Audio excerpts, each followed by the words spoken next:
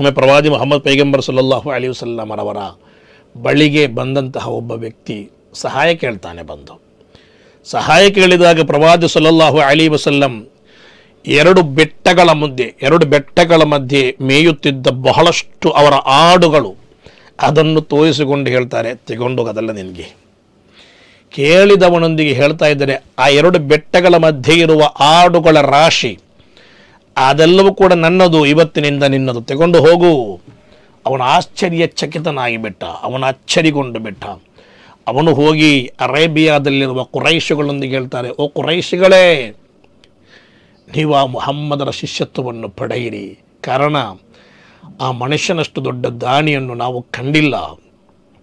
ಆ ಮನುಷ್ಯನಷ್ಟು ದೊಡ್ಡ ದಾನಿಯನ್ನು ನಾವು ಇತಿಹಾಸದ ಪುಟದಲ್ಲಿ ನಾನ್ಯಾವತ್ತೂ ಕೂಡ ಕೇಳಿಲ್ಲ, ಇಂತಹ ಒಬ್ಬ ದಾನಿಯನ್ನು.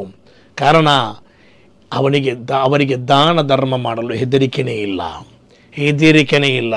ಕೊಡುವುದಂತ ಹೇಳಿದರೆ ಅವರು ಹೆದರಿಕೆನೇ ಇಲ್ಲ, ಅವರು ಕೊಟ್ಟು ಬಿಡ್ತಾರೆ, ಎಲ್ಲವನ್ನು ಕೂಡ ಕೊಟ್ಟು ಬಿಡ್ತಾರೆ ಎಂದು ಪ್ರವಾದಿ ಮುಹಮ್ಮದ್ ಪೈಗಂಬರ್ರವರ ಬಗ್ಗೆ ಆ ಮನುಷ್ಯ ಹೇಳಿದ್ದು ಇತಿಹಾಸದ ಪುಟಗಳಲ್ಲಿ ದಾಖಲಾಗಿದೆ.